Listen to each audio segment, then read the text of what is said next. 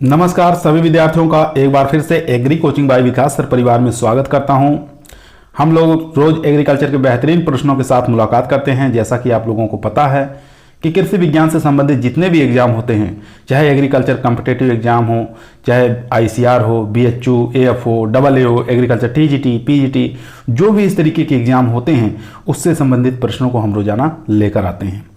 प्यारे विद्यार्थियों, जितने भी आप लोग हमारे चैनल से जुड़े हैं सबका हम एग्री कोचिंग बाय विकास सर परिवार में स्वागत और अभिनंदन करते हैं।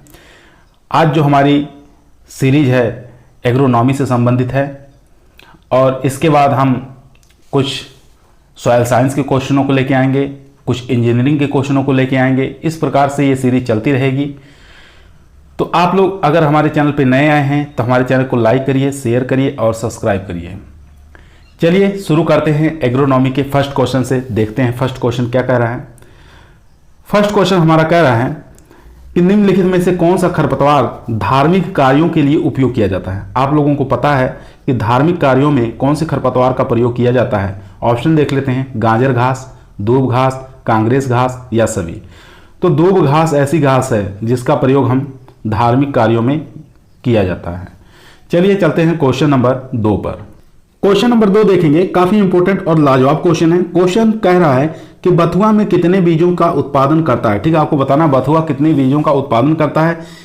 1,76,000, उसके बाद 72,000, 16,000 या 1 से 2 करोड़। तो यहां पे आप देख सकते हैं कि लिखा हुआ है कि बथुआ का पूछा है कितना बीज उत्पादन करता है। तो इसका करेक्ट आंसर हो जाएगा यानी कि 72,000 बीज उत्पादन करता है। सेकंड ऑप्शन इसमें करेक्ट आंसर हो जाएगा। यहां पे लिखा हुआ है यानी कि 16,000 किसका हो जाएगा, अमरबेल का हो जाएगा। ठीक है, अमरबेल जो होता है ये भी काफी ज्यादा बीज उत्पादन करता है। तो अमरबेल का 16,000 हो जाएगा। 1 से 2 करोड़ यहाँ स्ट्राइगा का हो जाएगा। ठीक है, अधिकतर ये पूछा जाता है स्ट्राइगा का बीज उत्पादन कितना होता है। तो स्ट्राइगा का बीज उत्पादन 1 से 2 करोड़ होता है। ठीक है, यहाँ पर दिया हुआ है 1,76,000, तो ये हो जाएगा आपका जंगली चौलाई का। ठीक है, जंगली चौलाई का तो ये आपको याद होना चाहिए, जंगली चौलाई का। उसके बाद मोस्टली पूछा जाता है कि कितना, अगर 1,76,000 नहीं दिया तो यहाँ पे देख सकता है 1,96,000। ठीक है, ये भी आपको ऑप्शन में मिल सकता है। तो ये आपको याद होना चाहिए 1,96,000 जंगली चौलाई का, 1 से 2 करोड़ स्ट्राइगा का हो गया और 16,000 अमरबेल का हो गया। तो हमारे क्वेश्चन यहाँ पे पूछा था कि बथुआ का 72,000 बीज उत्पादन होता है। चलिए चलते हैं क्वेश्चन नंबर 3 पर। क्वेश्चन नंबर 3 देखेंगे। क्वेश्चन नंबर 3 का निम्नलिखित में से कौन सा अमोनिकल उर्वरक नहीं है। ठीक है, option urea, sodium nitrate, anhydride ammonia या 1 और 2। यहां पर मतलब 1 और 2 रहेगा, 4 नहीं रहेगा। तो देख लेते हैं, यूरिया जो होता है ये एमाइड उर्वरक है। ठीक है, ये आपको याद होना चाहिए, एमाइड उर्वरक हो जाएगा यूरिया। उसके बाद बात कर लेते हैं सोडियम नाइट्रेट, ये नाइट्रेट उर्वरक है। ठीक है, ये भी आपको याद होना चाहिए, नाइट्रेट उर्वरक है। उसके बाद एनहाइड्रेट अमोनिया, ये अमोनिकल उर्वरक है। ठीक है, कैसा उर्वरक है, अमोनिकल उर्वरक है। तो यहां से आप लोग आंसर पता चल ही गया होगा कि इसका करेक्ट आंसर हो जाएगा यानी कि फर्स्ट और सेकंड। ठीक है, यहां पे अमोनिकल एनहाइड्रेट अमोनिया ये अमोनिकल उर्वरक है, यहां पे नहीं पूछा है तो नहीं हमारा हो जाएगा यानी कि यूरिया और सोडियम नाइट्रेट ये दोनों कैसे उर्वरक हैं, अमोनिकल उर्वरक नहीं है। तो हमारा क्वेश्चन करेक्ट आंसर हो जाएगा फोर्थ ऑप्शन यानी कि फर्स्ट और सेकंड दोनों। चलिए चलते हैं क्वेश्चन नंबर 4 पर। क्वेश्चन नंबर 4 देखेंगे, काफी बेसिक क्वेश्चन है। पूछ रहा निम्नलिखित में से कौन सा पूर्ण जड़ परजीवी खरपतवार है। ठीक है, पूर्ण जड़ परजीवी खरपतवार बताना है। एक ट्रिक बता दे रहे हैं, CLOS, इससे आप निकाल लेंगे। C से मतलब होता है कास्क्यूटा, ये आपको याद रखना है, कास्क्यूटा। उसके बाद L से होता है लोरेंथस। ठीक है, क्या होता है, लोरेंथस। उसके बाद O से आप याद रखेंगे ओरोबैंकी। ठीक है, ओरोबैंकी। उसके बाद S से आप याद रखेंगे स्ट्राइगा। ठीक है, स्ट्राइगा याद कर लेंगे। अब देखिए यहां पर जो C है, सबसे पहले हम लिखेंगे पूर्ण तना परजीवी। ठीक है, पूर्ण तना परजीवी हो गया। उसके बाद अर्ध तना परजीवी। ठीक है, अर्ध तना परजीवी हो गया। उसके बाद पूर्ण जड़ परजीवी ये हो गया। उसके बाद अर्ध जड़ परजीवी, अर्ध जड़ परजीवी। ठीक है, अब देखिए यहाँ पे क्या पूछा है, निम्नलिखित में से कौन सा पूर्ण जड़ परजीवी है। तो पूर्ण जड़ परजीवी आपको याद होना चाहिए कि इसमें से ये जो चारों बताए हैं यानी कि CLOS। ठीक है, अब इसमें से पूर्ण जड़ परजीवी लोरेंथस देख सकते हैं। ठीक है, लोरेंथस क्या है, ये लोरेंथस अर्ध तना परजीवी है। तो यहाँ पे पूर्ण जड़ परजीवी पूछा है। तो ओरोबैंकी आप देख सकते हैं, ओरोबैंकी जो ओ लिखा हुआ है ये क्या है, ये पूर्ण जड़ परजीवी है। तो इससे हमारा करेक्ट आंसर हो जाएगा यानी कि सेकेंड ऑप्शन। ठीक है, ये क्या है, पूर्ण जड़ परजीवी है। चलिए चलते हैं क्वेश्चन नंबर 5 पर। क्वेश्चन नंबर 5 कह रहा है DAP किससे बनाया जाता है। आपको बताना है कि डाई अमोनियम फास्फेट किससे बनाया जाता है। तो ऑप्शन देख सकते हैं कि चारों ऑप्शन में से बताइए कौन सा करेक्ट आंसर हो जाएगा। तो डाई अमोनियम फास्फेट जो होता है ये बनाया जाता है यानी कि सेकेंड ऑप्शन इसमें करेक्ट आंसर हो जाएगा। ठीक है, यानी कि अमोनियम फास्फेट से बनाया जाता है। ये DAP से बनता है। ठीक है, DAP इससे बनता है। और SSP किससे बनता है, ये रॉक फास्फेट और H2SO4 से बनता है। और try ammonium try sulphur phosphate ये हो जाएगा रॉक फास्फेट यानी कि थर्ड ऑप्शन से। और ammonium MAP ammonium mono ammonium phosphate जिसको MAP बोला जाता है ये इससे बनता है। ठीक है, तो हमारे क्वेश्चन का करेक्ट आंसर हो जाएगा यहाँ पे सेकंड ऑप्शन। चलिए चलते हैं क्वेश्चन नंबर 6 पर। क्वेश्चन नंबर 6 देखेंगे, निम्नलिखित में से किस उर्वरक की अधिक अम्लीय प्रकृति होती है। ठीक है, यहाँ पे पूछा अधिक अम्लीय प्रकृति किस उर्वरक की होती है, ये आपको बताना है। काफी इंपॉर्टेंट और लाजवाब क्वेश्चन है।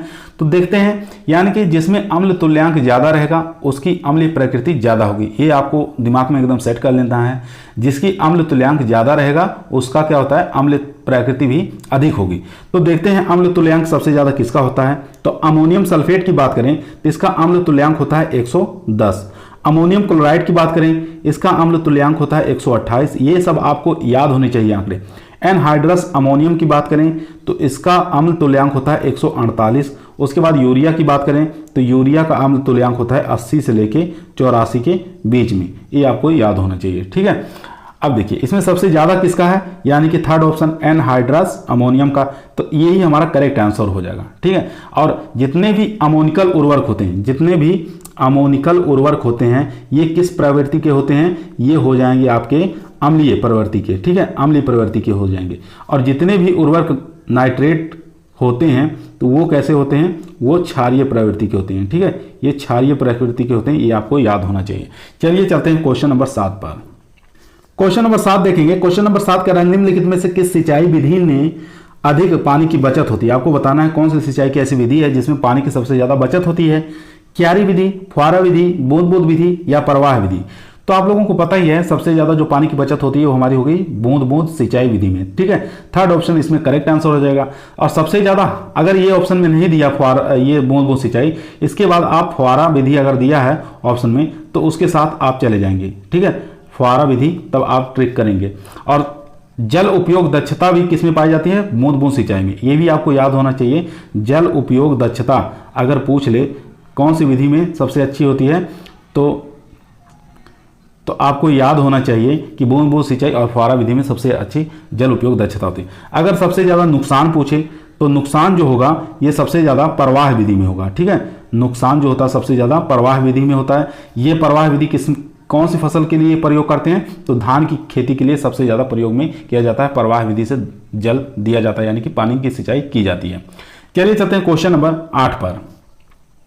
क्वेश्चन नंबर 8 कह रहा है फुहारा विधि में पानी की बचत होती है 80 से 90%, 50 से 60% या 25 से 50% या 50 से 70%। इन चारों में से बताइए कौन सा करेक्ट आंसर हो जाएगा। तो आपको बताना है फुहारा विधि में पानी की बचत कितनी होती है। काफी इंपॉर्टेंट और लाजवाब क्वेश्चन है जो कि कहीं ना कहीं हर एग्जामों में ये आता रहता है। जितने भी सिंचाई के चैप्टर हैं, सिंचाई से संबंधित हर एग्जामों में पूछा जाता है। तो ये हमारा काफी मोस्ट और इंपॉर्टेंट क्वेश्चन है। तो इसको देखेंगे 25 से लेके 50% तक ये बचत करता है। ठीक है, बचत करता है फुहारा विधि से, ये आपको याद होना चाहिए। अगर यही क्वेश्चन पूछ ले कि जल उपयोग दक्षता कितनी होती है फुहारा विधि की, ठीक है, जल उपयोग दक्षता, तब आपको लिखना है 50 से 60%। ठीक है, तब कितना लिखेंगे, 50 से लेके 60%। अगर यही पूछ ले कि बूंद बूंद सिंचाई में, ठीक है, बूंद बूंद सिंचाई में कितना प्रतिशत बचत होता है? बचत तब आप लिखेंगे कि 50 से 70% बूंद बूंद सिंचाई से आपकी बचत होता है। ठीक है, ये आपको बताना है।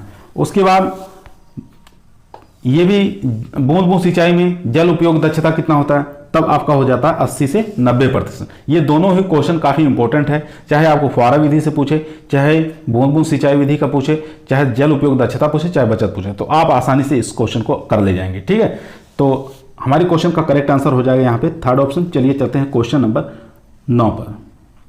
क्वेश्चन देखेंगे, क्वेश्चन नंबर 9 करेक्ट, किस स्थूल खाद में नाइट्रोजन और फास्फोरस अन्य स्थूल खाद की तुलना में अधिक होती है? ठीक है, आपको नाइट्रोजन और फास्फोरस बताना है, कौन से स्थूल खाद में अधिक पाया जाता है ये आपको बताना है। तो ऑप्शन देख लेते हैं, FYM खलियां, बकरी की खाद और पोल्ट्री की खाद। यहाँ पे जो खलियां दिया हुआ है ये किस प्रकार की खाद है, तो ये हो जाएगी सांद्रित खाद है। ठीक है, सांद्रित खाद है, ये आपको याद रखना है। तो ये हमारा ऑप्शन हमेशा कट गया। तो यहाँ पे FYM और बकरी की खाद, पोल्ट्री खाद, ये तीनों में से बताना है कौन सा करेक्ट आंसर हो जाएगा।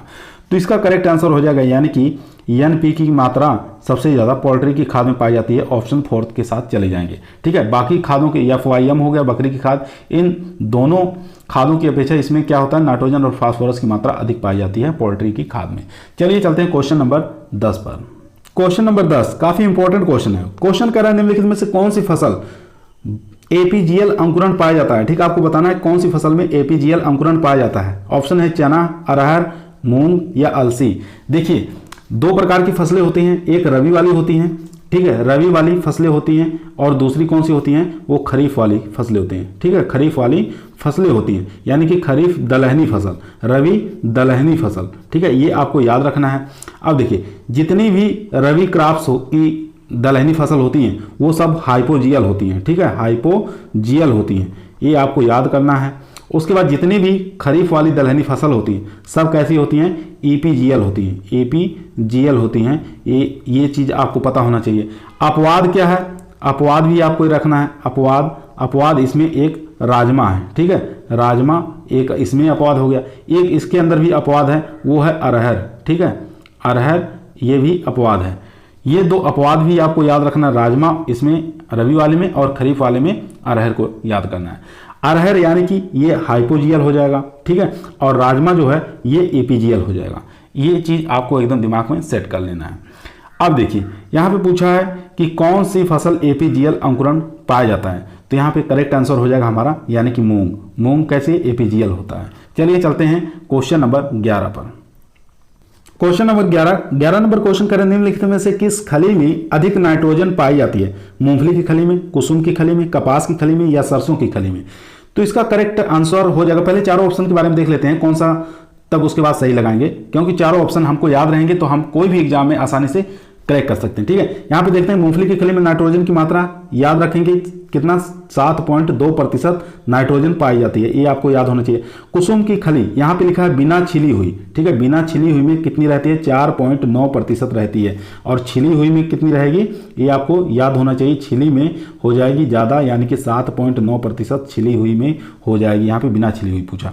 उसके बाद कपास के अंदर नाइट्रोजन की मात्रा तो 6.4%, ये आपको याद होना चाहिए। उसके बाद सरसों की खली में नाइट्रोजन की मात्रा तो 5.2। तो हमारा क्वेश्चन का करेक्ट आंसर हो जाएगा, यहाँ पे देख सकते हैं कि मूंगफली की खली में सबसे ज़्यादा नाइट्रोजन पाई जा रही है। ठीक है, यानी कि फर्स्ट ऑप्शन इसमें करेक्ट आंसर हो जाएगा। एक चीज़ और इसमें हर बार एग्जामों में पूछा जाता है, क्या पूछा जाता है कि FYM में नाइट्रोजन की मात्रा कितनी पाई जाती है। पहले बहुत बार पूछा जाता था, लेकिन अब चारों ऑप्शन के बारे में दे देता है।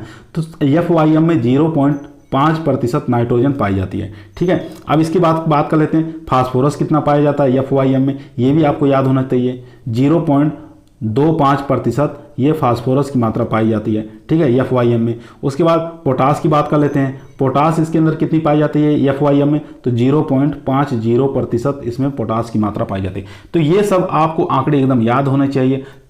ठीक है, चलिए चलते हैं क्वेश्चन नंबर 12 पर।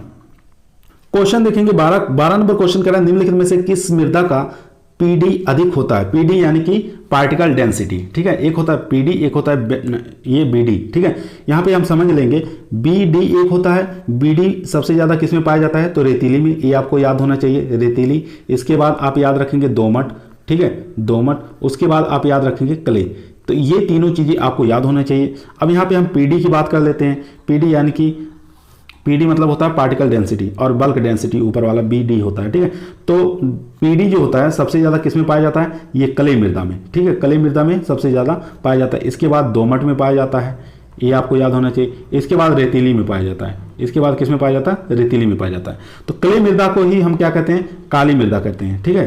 कलई मृदा को क्या कहते हैं, काली मृदा कहते हैं। यहाँ पे ऑप्शन देख सकते हैं कि काली मृदा दिया हुआ है, यानी कि सेकंड ऑप्शन हमारा इसमें करेक्ट आंसर हो जाएगा, ठीक है। काली मृदा में सबसे ज़्यादा पीडी की मात्रा पाई जाती है, ये आपको याद होना चाहिए। चलिए चलते हैं क्वेश्चन नंबर 13 पर। क्वेश्चन देखेंगे 13 नंबर क्वेश्चन कह रहा है निम्नलिखित में से किस बीज का टैग का रंग सफेद होता है, ठीक है। तो ऑप्शन देख लेते हैं, आधार बीज का, केंद्रक बीज का, प्रजनक बीज का या पंजीकृत बीज का। तो ये आपको याद होना चाहिए। पंजीकृत का जो बीज होता है इसका कलर कैसा होता है, बैगनी होता है, ठीक है। इसका कैसा होता है, बैगनी होता है। लेकिन ये भारत में नहीं निर्माण किया जाता है, ठीक है। हमारे भारत में 4 प्रकार के बीज का ही निर्माण किया जाता है, पंजीकृत बीज का निर्माण नहीं किया जाता, ये आपको याद होना चाहिए। तो यहाँ पे पूछा है टैग का रंग सफेद किसका होता है, आधार बीज का कैसा होता है, ये सफेद होता है। तो ए ऑप्शन इसमें करेक्ट आंसर हो जाएगा, ठीक है। ये आपको याद होना चाहिए। केंद्रक बीज होता है, प्रजनक बीज होता है, आधार बीज होता है और कौन सा होता है, और प्रमाणित बीज होता है। ये 4 प्रकार के बीज होते हैं भारत में पाए जाते हैं। किसानों को सबसे ज़्यादा प्रयोग में जो लाया जाता है वो प्रमाणित बीज का ही प्रयोग में लाया जाता है, ठीक है। चलिए चलते हैं क्वेश्चन नंबर 14 पर। क्वेश्चन नंबर 14 देखेंगे, काफ़ी अच्छा क्वेश्चन है। क्वेश्चन कर रहा है यदि यूरिया का 0.5% पर्णीय छिड़काव किया जाता है तो बताओ 30 लीटर के लिए कितने ग्राम यूरिया की आवश्यकता होगी, 1500 ग्राम या 1500 ppm या 1.5 ग्राम या कोई नहीं। इन चारों में से बताइए कौन सा करेक्ट आंसर हो जाएगा। यूरिया की मात्रा निकालने के लिए हम सबसे पहले क्या करेंगे, यूरिया की मात्रा निकालने के लिए यहाँ पे दिया हुआ कितना, यहाँ पे दिया है 0.5% दिया हुआ है पर्णीय छिड़काव, और उसके बाद 100 से हम भाग लगाएंगे, 30 लीटर पानी दिया हुआ है। तो इसको निकालने के लिए अब हमारा आ जाएगा यानी कि 150 ग्राम, ठीक है, 150 ग्राम आ जाएगा यहाँ पे, यानी कि ये हमारा आंसर निकल गया। उसके बाद यहाँ पे देख सकते हैं अगर किलोग्राम की बात करें तो 0.15 किलोग्राम आ जाएगा ये आंसर, ठीक है। ये दोनों हमारे आंसर निकल जा रहे हैं किलोग्राम में और ग्राम में। तो यहाँ पे देख सकते हैं कि 150 ग्राम किसी ऑप्शन में नहीं है, तो हमारा करेक्ट आंसर हो जाएगा यहाँ पे कोई नहीं, यानी कि 4th ऑप्शन एकदम करेक्ट आंसर हो जाएगा। अब चलिए चलते हैं क्वेश्चन नंबर 15 पर। क्वेश्चन यहाँ पे देखेंगे 16 नंबर क्वेश्चन कर रहा है निम्नलिखित में से कौन सा बैक्टीरिया इनहिबिटर यानी कि अवरोधक के द्वारा प्रभावित होता है, नाइट्रोबैक्टर, नाइट्रोसोमोनास, दोनों या बेसिलस। तो इसका करेक्ट आंसर हो जाएगा यानी कि नाइट्रोसोमोनास, यानी कि सेकंड ऑप्शन एकदम करेक्ट आंसर हो जाएगा। चलिए चलते हैं क्वेश्चन नंबर 17 पे। क्वेश्चनों की संख्या अधिक है इसलिए थोड़ा जल्दी जल्दी कराने की कोशिश कर रहे हैं, क्योंकि अगर वीडियो थोड़ी लंबी बन जाती है तो अपलोडिंग करने में भी थोड़ी समस्या होती है। तो क्वेश्चन नंबर 17 पे चलते हैं। क्वेश्चन नंबर 17 यहाँ पे देखेंगे, वो जल जो क्षेत्र क्षमता और स्थायी मिलानी बिंदु के मध्य में होता है क्या कहलाता है, उपलब्ध जल, अनुपलब्ध जल, क्षेत्र क्षमता या सभी। तो ये करेक्ट आंसर हो जाएगा इसका, यानी कि उपलब्ध जल कहलाता है, प्राप्त जल कहलाता है। फर्स्ट ऑप्शन एकदम करेक्ट आंसर हो जाएगा, ठीक है। और कभी कभी पूछ लेता है कि कितना पाया जाता है, -1/3 से, ठीक है, -1/3 से -15 बार, ठीक है, ये पाया जाता है इसका करेक्ट आंसर। अनुपलब्ध जल कितना होता है ये आपको याद होना चाहिए, यानी कि 15 बार से -15 बार से कम होता है, ये आपको याद होना चाहिए। क्षेत्र क्षमता जल ये भी आपको याद होना चाहिए, -1/3 बार, ठीक है, ये जल हमारा क्षेत्र क्षमता जल कहलाता है। चलिए चलते हैं क्वेश्चन नंबर 18 पर। क्वेश्चन यहाँ पे देखेंगे, यदि एक किसान अपने 5 हेक्टेयर में 2 mm सिंचाई देना चाहता है तो बताइए कितना लीटर पानी की आवश्यकता होगी। काफ़ी इंपॉर्टेंट क्वेश्चन है। 40,000 या 1 लाख, 40 लाख या 10 लाख, इन चारों में से बताइए कौन सा करेक्ट आंसर हो जाएगा। तो पहले हम निकाल के देख सकते हैं, 1 हेक्टेयर mm बराबर कितना होता है, 10,000, ठीक है, 10,000 हो गया। अब यहाँ पे पूछा है 5 हेक्टेयर निकालना है, 5 हेक्टेयर और कितना, 2 mm, ठीक है, 2 mm। अब यहाँ पे देख सकते हैं कि 10,000 × 5 × 2, ठीक है। अब इससे हम गुणा करने पे कितना आ जाएगा हमारा, यानी कि 1 लाख लीटर आ जाएगा, ठीक है, 1 लाख लीटर आ जाएगा। तो यहाँ पे देख सकते हैं 1 लाख लीटर कहाँ पर है, 1 2 3 4 5 बिंदी हो गई, यानी कि 1 लाख, ये हमारा करेक्ट आंसर हो जाएगा सेकंड, ठीक है, सेकंड। अगर यही हमारा पूछ लेगा क्यूबिक मीटर में, तो क्यूबिक मीटर में हमारा आ जाएगा, ये कितना हो जाएगा 100 क्यूबिक मीटर हो जाएगा। ठीक है, ये आप याद रखेंगे, घुमा देगा अगर क्वेश्चन लेवल बड़ा कर देगा तो 100 क्यूबिक मीटर हो जाएगा। अगर यही पूछ लेगा कितने लीटर में, तो 1 लाख लीटर आ जाएगी। ठीक है, ये करेक्ट आंसर हो जाएगा हमारा। इस प्रकार आप निकाल सकते हैं, कितना भी आंकड़ा दे दे, कैसा भी आंकड़ा देगा तो आप लोग आसानी से निकाल सकते हैं। चलिए चलते हैं क्वेश्चन नंबर 19 पर। क्वेश्चन देखेंगे, मक्का के पौधों की जनसंख्या होती है। ठीक है, आपको मक्का की पौधों की जनसंख्या कितनी होती है ये आपको याद होना चाहिए। सबसे पहले आपको क्षेत्रफल और अंतराल याद होना चाहिए, यानी कि पौधे से पौधे की दूरी और लाइन से लाइन की दूरी। अगर ये अंतराल आपको याद है तो आप लोग आसानी से निकाल सकते हैं। जैसे हम पौधों की संख्या की बात करें, पौधों की संख्या निकालना है तब क्या करना पड़ेगा, क्षेत्रफल कितना होता है, यानी कि 10,000। ठीक है, मीटर स्क्वायर में। अब देखिए इसको हम अंतराल, नीचे अंतराल लिखेंगे, अंतराल। अब ये रहेगा r इंटू, यानी कि पौधे से पौधे की दूरी और लाइन से लाइन की दूरी, ये मीटर में रहेगा। अब इस विधि से हम निकाल सकते हैं कि मक्के के पौधे की कितनी संख्या में पौधे लगेंगे 1 हेक्टेयर में। तो ये इसका करेक्ट आंसर हो जाएगा, यानी कि 66,666। थर्ड ऑप्शन इसमें करेक्ट आंसर हो जाएगा। चलिए चलते हैं क्वेश्चन नंबर 20 पर। क्वेश्चन नंबर 20 देखेंगे, किस मृदा की पीडी यानी कि पार्टिकल डेंसिटी सबसे कम होती है, क्ले की, दोमट की, रेतीली की या काली मृदा। पीछे हम बता चुके हैं, पीडी यानी कि सबसे अधिक होती है काली मृदा में, उसके बाद होगी दोमट में। ठीक है, उसके बाद होगी किसमें, रेतीली में। तो सबसे कम यहाँ पे पूछा तो सबसे कम हो जाएगा रेतीली, यानी कि थर्ड ऑप्शन इसमें करेक्ट आंसर हो जाएगा। चलिए चलते हैं क्वेश्चन नंबर 21 पर। क्वेश्चन नंबर 21 कह रहा है, लवणीय मृदा की ईसी होती है। ईसी मतलब विद्युत चालकता होती है। ठीक है, ईसी किससे कहते हैं, विद्युत चालकता को कहते हैं। ये आपको याद होना चाहिए, चालकता,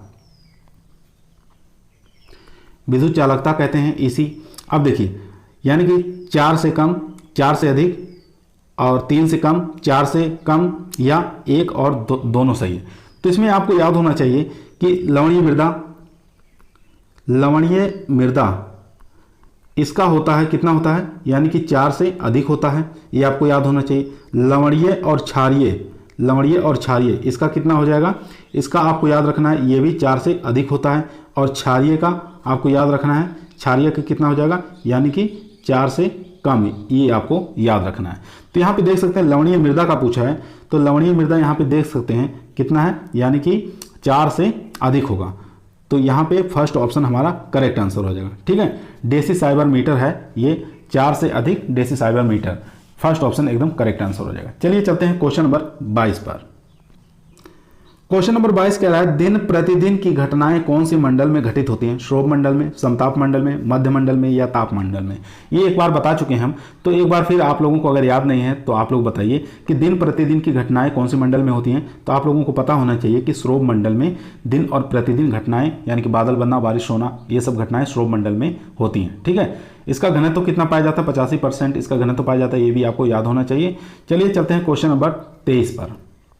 क्वेश्चन नंबर 23 नंबर क्वेश्चन कर रहा है, फसलों को पाले से बचाने के लिए कौन से अम्ल का प्रयोग करते हैं।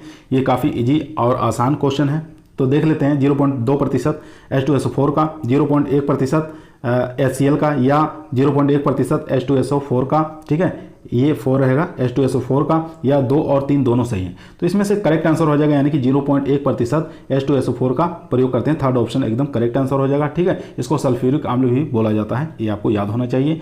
चलिए चलते हैं क्वेश्चन नंबर 24 पर। क्वेश्चन नंबर 25 काफी लाजवाब क्वेश्चन है, जो कि बार बार क्वेश्चन ये आता रहता है।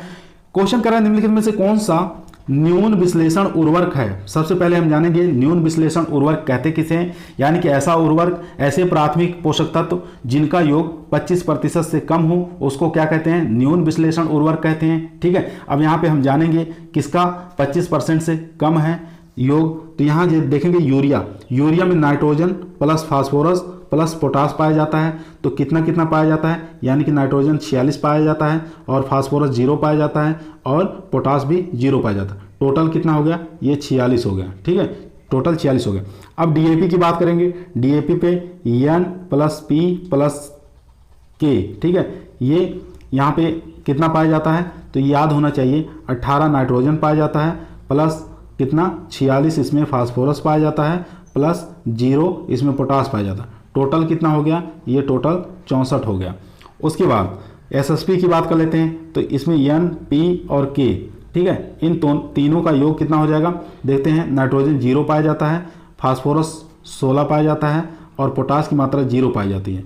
अब इनको जोड़ा जाएगा तो इसका 16% हो गया, ठीक है। तो हम, मेरे कहने का मतलब है कि न्यून विश्लेषण उर्वरक उसे कहते हैं, यानी कि वो प्राथमिक पोषक तत्व जिनका योग 25% से क्या होगा, कम हो, 25% से कम हो, उसको क्या कहते हैं, न्यून विश्लेषण उर्वरक कहा जाता है। तो यहाँ पे देख सकते हैं कि 25% से कम किसका आया है, तो ये आ गया एसएसपी का।